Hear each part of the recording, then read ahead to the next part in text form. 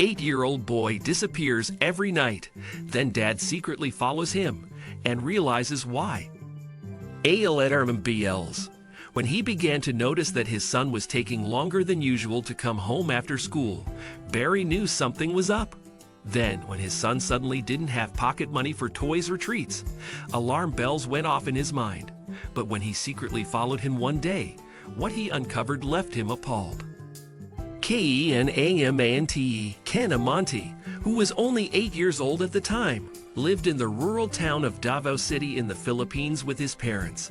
Even at such a young age, Ken was remarkably responsible. Every day, he'd walk to school and back. But when he started to arrive home later and later, his dad knew something strange was going on. Supporting his Amalon, Barry Amonte was a hard-working man. He ran a small business as a car mechanic, but some months were better than others. If he wanted to support his family, he'd have to throw himself into his work. He knew that nothing in life was ever given for free. But when his son began to sneak off after school, he realized that he'd made a mistake. yUyJfq money going? Even though the middle-class family struggled at times, Barry always made sure that he gave his son a small allowance.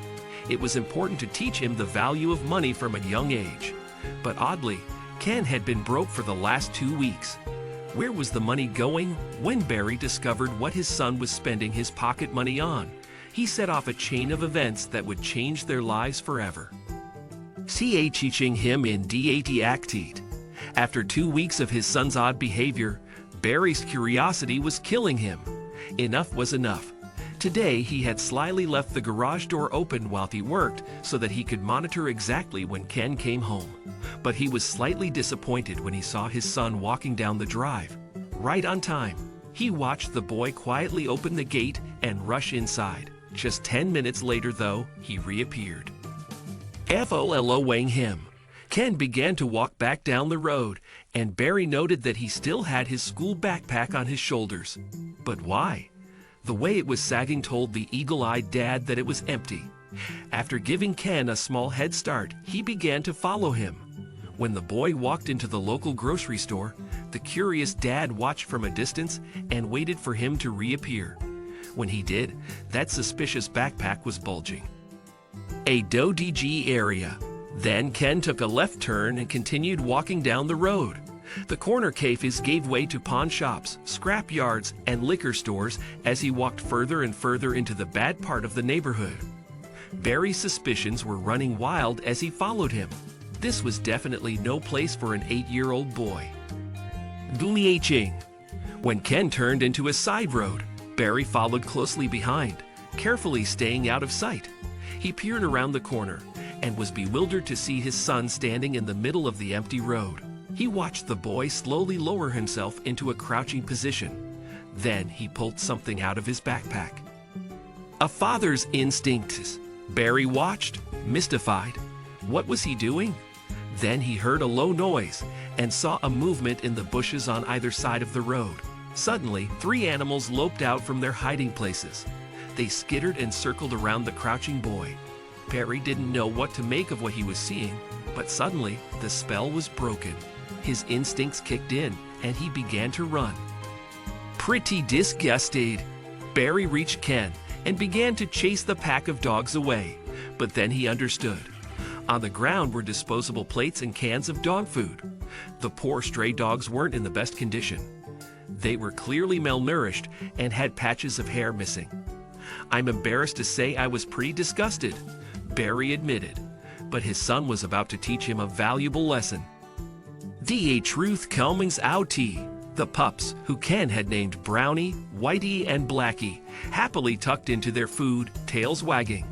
Ken looked up to see his dad's stern face. He owed him an explanation. The little boy came clean, explaining that he had used his pocket money to buy as much dog food as he could. Every day for 2 weeks, he had come to this spot to feed the stray dogs. Barry was awestruck. He knew he had to share what he had witnessed. A change of heart. In February 2014, Barry snapped the now famous picture of his son feeding the strays and posted it on Reddit. where it soon caught the attention of animal lovers around the world. "My son changed my perspective entirely," he wrote. He was touched by his son's selfless actions, but he was also concerned for Ken's health, so the father and son reached a compromise. As the dogs are strays, Barry was worried that they carried diseases such as mange. He told his son that he would buy the food for the dogs on the street on one condition: Ken would have to go for a rabies vaccine and carry disinfectant in his backpack. Meanwhile, Barry's post on Reddit was gaining traction. The father and son could never have anticipated the world's response. A little boy with big dreams. When Ken told his dad that his dream was to eventually open an animal shelter to look after the neglected animals living on the streets of Davao, Barry laughed at his son's extraordinary ambitions. He gently explained that it would take a lot of money and 20 years before Ken's dream could become a reality. But then, the internet stepped in. First step. After seeing the incredible response to his Reddit post, Barry decided to create a website for Ken called Happy Animals Club. He also allowed Ken to bring Blackie, Whitey, and Brownie home to care for them, and soon they were running a small shelter from their garage. Barry helped Ken post updates on his website, and the response was phenomenal.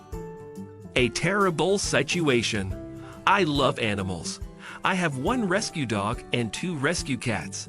Ever since I can remember, I wanted to open an animal shelter to help the stray dogs and cats on the streets, shares young Ken on his website. Happy Animals Club's main goal will be to rescue dogs from the city pound. The official at the pound said most dogs are put down because only 30% of owners claim their dogs, and no animal welfare organization is doing something about it. A growing support base. Donations began to pour in from supporters all over the globe. Ken and his dad were able to lease a 1,000 square meter lot for a year, buy building materials, and hire carpenters. After months of hard work, the full-size Happy Animals Club was open for business. The shelter now holds 2 large pens, 2 apartments, and an annex. Making a difference. Years later, Ken is now a teen, and he was able to sustain his project of helping animals. His no-kill animal shelter and sanctuary has grown bigger thanks to the volunteers who are helping Ken and his family run the shelter. Happy Animals Club's website is very active, and everyone is being updated with what's going on with the shelter and sanctuary, as well as the rescue animals' progress. But now, the shelter isn't just taking dogs in.